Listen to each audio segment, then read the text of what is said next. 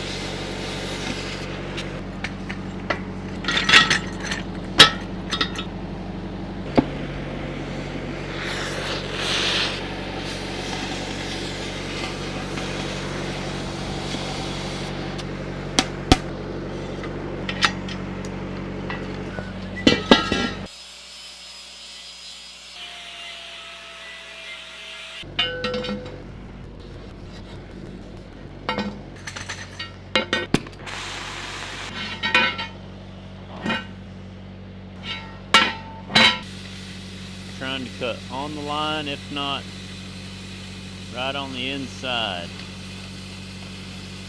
That way I can have a nice little corner weld in. I will be stick welding all this. So with stick welding, it's all that more important to get your prep right. The reason I'm not using a circle burner is because this 12-inch pipe, it's 250 wall and it's a little egged.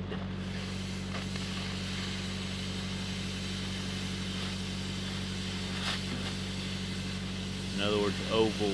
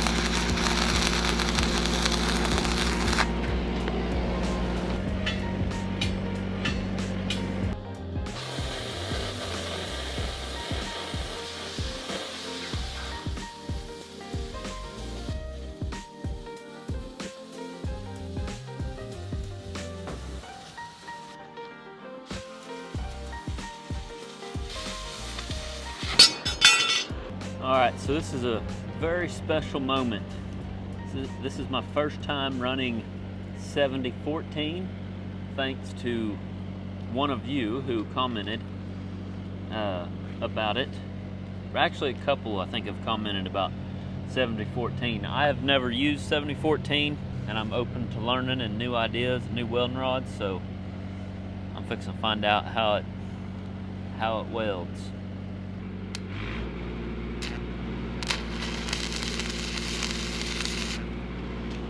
Okay.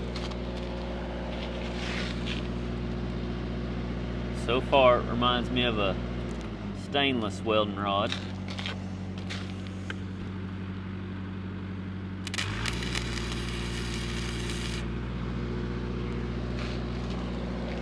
Very smooth.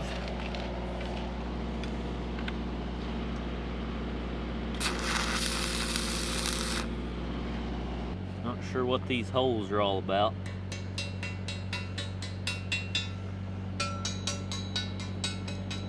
Okay, it looks like the holes are just in the flux, not in the weld itself. That's good. Now we're gonna tack these hinges on here using the same welding rod.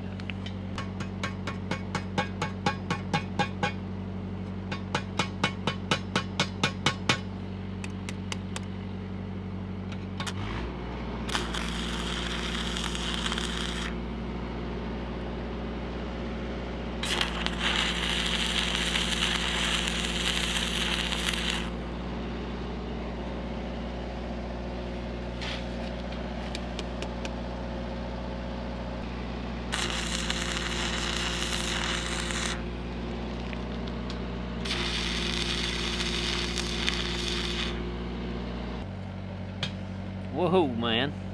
What happened here? Looky there, boys. An old tack broke.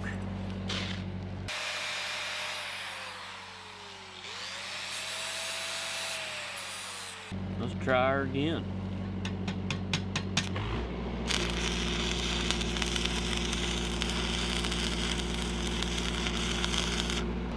I'm glad I'm using 332. Seems, at least on this project here, the 7014 seems like dirtier is the only way I know how to describe it. Like it's hard to read your puddle because there's so much stuff floating around, you know.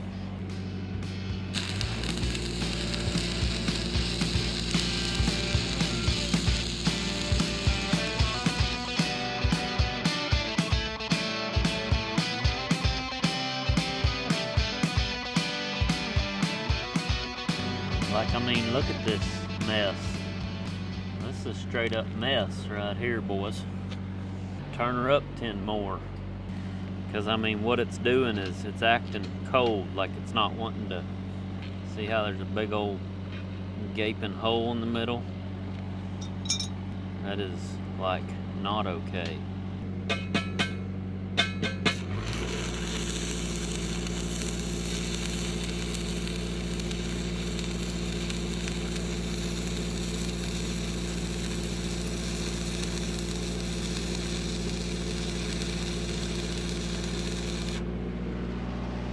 I mean, have mercy.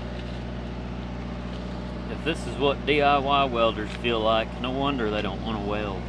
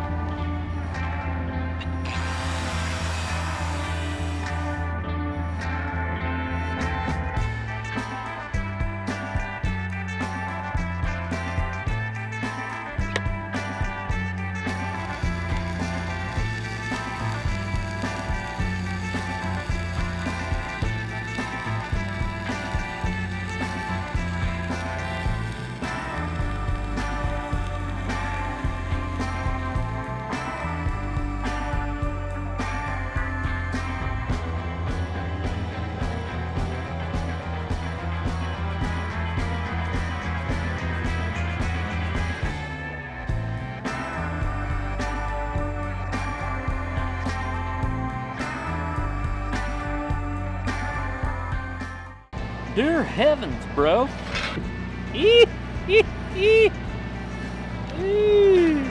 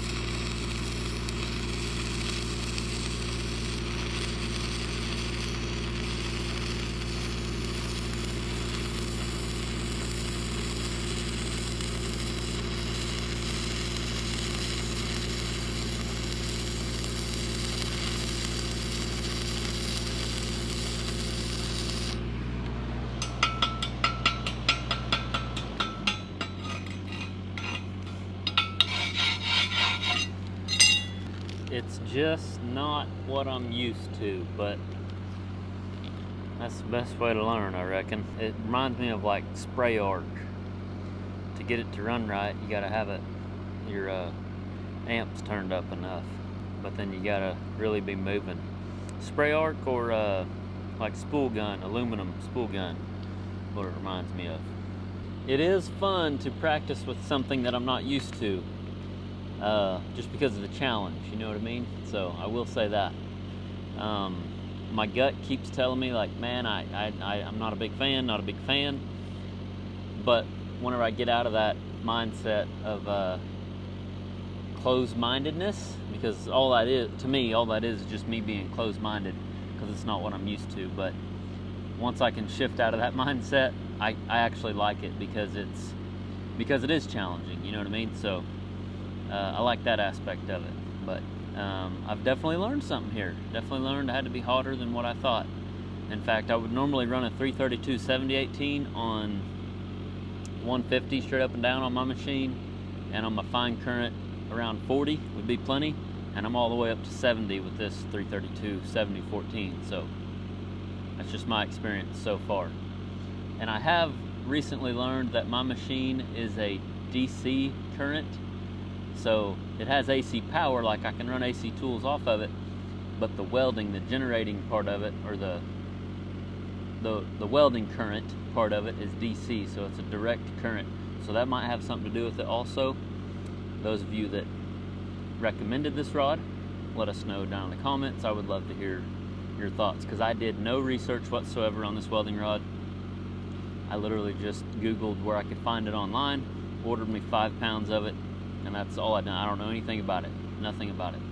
AC rod, DC, I have no idea. I'm just welding and learning. Studying that puddle, getting that puddle to do right is all I'm doing. So anyway, carrying on with the smoker or charcoal grill.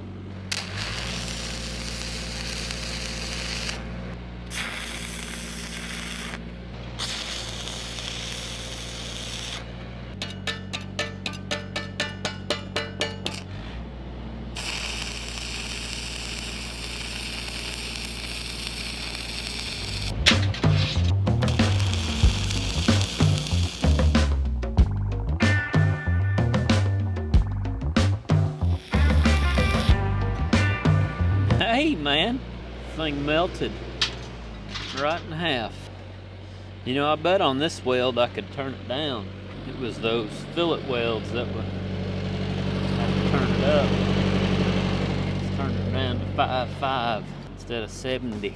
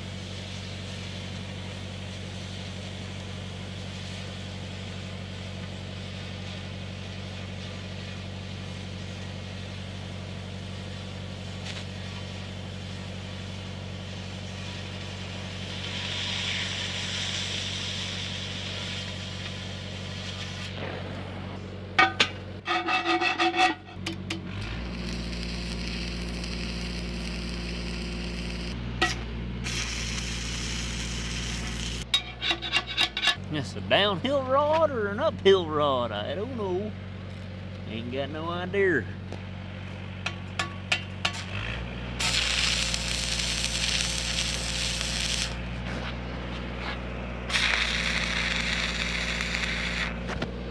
Must be an uphill rod.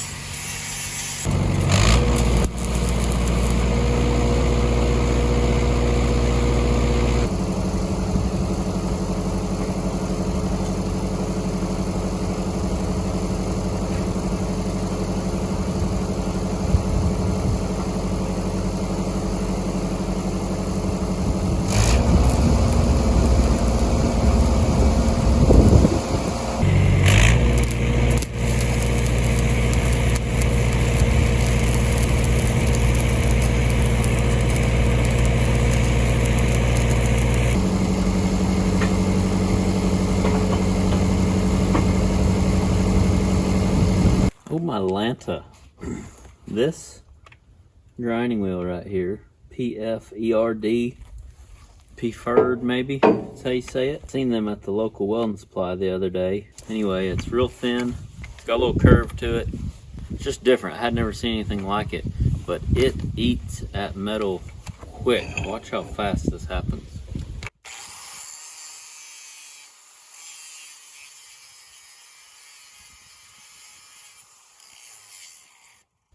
Gone. That is just absolutely incredible.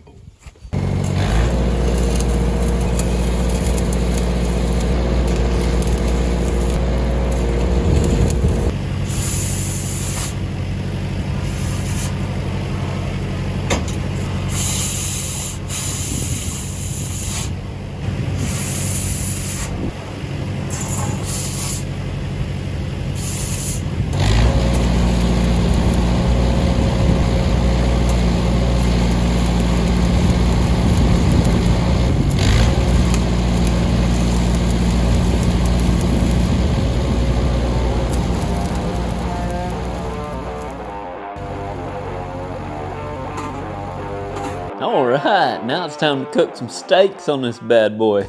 Come on. I was gonna get some footage of me grilling some steaks for real, but we didn't get to that. But most importantly, we learned something, or at least I did, like I said, and I hope you did as well. Like I said earlier in the video, I would guess that this rod was not designed to weld downhill, but I could be wrong. I'm excited to weld more with this welding rod, possibly try it hanging a gate, because those of you that have been following along, you know that I use 332/70/18 to weld on the hinges, weld the hinge to the post specifically whenever we're hanging gates. I think that would be a good real world example of using this rod uphill to see if it turns out all right. So I want to try that along with anything and everything else that I can think of to weld with this welding rod in real life, just to get more familiar with it. Another thing I noticed while welding with this welding rod in this video was the corner weld that we made on the putting the cap on the end of the grill was a lot easier per se, or it didn't have to be as hot to weld in that corner position versus essentially the opposite, which is what we call a fillet weld, which is the same type of welding on our hinges. It didn't have to be as hot, and therefore it was a little bit easier to weld with. But as I thought about that observation, I realized that was essentially the case with any stick rod, or from my experience, a lot of the stick rod that I've welded with. It's always a little more difficult and takes a little more heat or amps, if you will, to weld in a corner, like a fillet weld, as in we've got plates like this and we're welding right here in the corner versus on the outside of a corner. When you're welding right here, which is a fillet weld, it usually takes more heat and effort, if you will, to make that puddle do what you want it to. And I think, again, from thinking about this as I was editing this video, I think that's because whenever you're got your welding rod in a corner, I think it takes more heat because that flux, the outside of your welding rods, or outside of your welding rod, the top of your welding rod and the bottom of it, your flux is buried in the metal more. You know what I mean? So it's got to burn out. I'm totally just explaining this on the fly. I hope it makes sense, but in my head it makes sense because of my years of studying a welding puddle, but I've never dissected it like this till literally right now. But I think it just takes more heat because your welding rod is more or less covered by more metal, so therefore it takes more heat or amps to get it to burn right, and you're fighting gravity. Well, you're fighting gravity on the outside weld too, but I hope that makes a little bit of sense. I hope you enjoyed the video. Like I said earlier, I did no research whatsoever. I just bought this welding rod and I just started welding with it right in front of you on camera. And because of my welding experience, I was able to adjust my machine to get it to burn how I knew it should burn. And that's the way I'm used to learning, and I enjoy learning usually, although I'm learning other ways to learn, which is do more research first. Both is good in my opinion, but I want to know from you, what way do you like to learn? Do you like to just jump in like I did with this welding rod? Or do you like to do a bunch of research and like to watch videos like this before you get into something so you're more prepared? What way do you enjoy most, or what way are you used to? Share your thoughts in the comments down below. I would love to hear from you. Hope you're having a good New Year so far. Have an awesome day, an awesome weekend, and remember, learn something every day. Oh, and don't forget, drink lots of coffee.